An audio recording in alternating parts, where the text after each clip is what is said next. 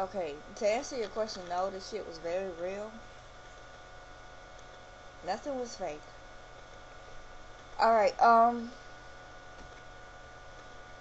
drama's over. Show must go on. Um, before I say this, any ignorant motherfucker, don't leave no comments on my page. Seriously. If you're traveling from Wise Nubian's page to mine, don't leave it. Because it will be deleted. Don't call me no hood rat or nothing like that, because what I'm about to say wasn't my fault. This morning, I was in a holding cell. And for you guys that don't know what a holding cell is, it's a place that you go to before you go to jail. Okay? But here in Austin, it's a little different. Okay? But I'm going to tell y'all why. I'm going to tell y'all what happened.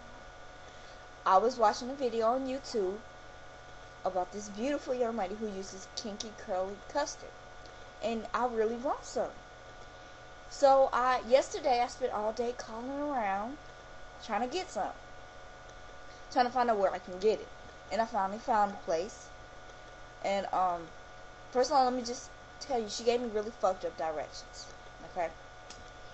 But I really, really want this shit. So, they open at 5. I got up at 4:30 this morning. You know. So, I, leave until they open. I went to Walmart. Because according to her, it's right around the corner from Walmart. So, I go into Walmart until 5 o'clock. So when I come out, you know, I start to go look for the place. And it's a really weird looking plaza thing. Wherever. If that's where it's at, it's a really weird looking plaza place. And it's a lot of walkways and shit, and you get very lost. So I'm looking around and shit, trying to find the place. Left my cell phone, because I could have called her. I could have avoided all the drama if I would have had my cell phone, because I would have called her. Because I found someone who could help me, who is white, and the way I was raised was not to talk to white people at all. I normally don't talk to white people. I just don't, because I always end up getting in some kind of trouble, some kind of argument, because it's just the way they think. It's the way I was raised, you guys. But I don't know if I'm going to raise Blessing like that, because I want her to have a good life. And I think a lot of bad things have happened to me because of how I've treated them. So, I want my daughter to have a good life, so I'm not going to raise her to be racist. But anyway. What was I going to say? Oh, okay, so I found a security guard. She's like the little parking lot security guard. She looked like she needed something to do, okay? And she happened to be white, of course. So I'm sitting there thinking, should I talk to her now? So I drive up, I'm in the car.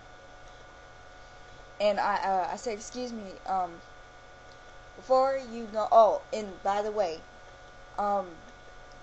it's like a food stamp place in the plaza, and I think like a WIC place right next to it. But before I could even get the shit out of my mouth, she said, oh, you look for the food stamp office is right around the corner. Take a left. And so, I'm like, the food stamp office around the corner. So I went off. I had an Incredible Hulk moment, y'all. I promise I turned green. I went off. I was like, first of all, you white motherfucker. I was just going off. I blacked out for a minute because I was in the Hulk body. So I don't even know what I was saying. So I just went off. And I did get out the car. Because she was like one of those white girls that try to act black.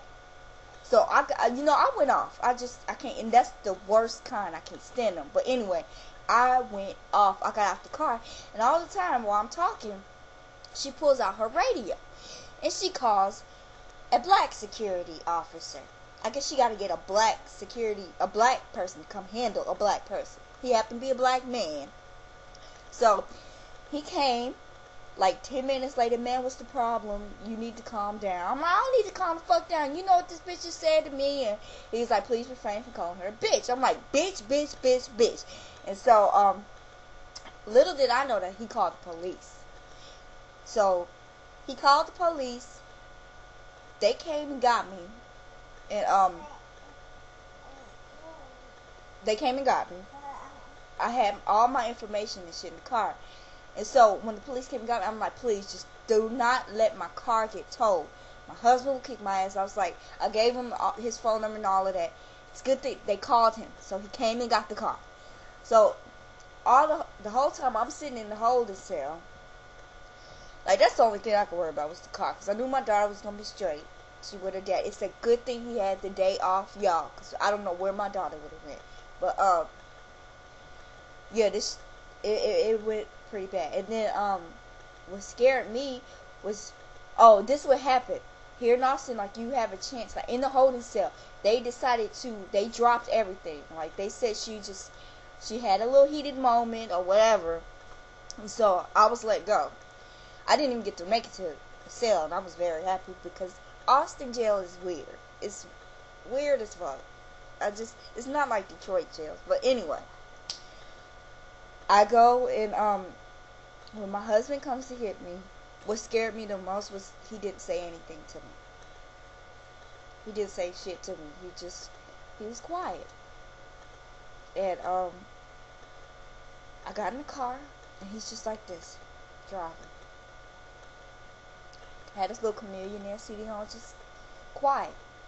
That scared the shit out of me. He's still quiet. You know, he went to the store. He just came from out of the room. He's been in the room since we got back here. So, that's what happened. Before you judge me, just think about the shit. What if you was in my shoes? Seriously, somebody tell you the food stamp office before you can even say anything. Like, I don't play that. I'm sorry.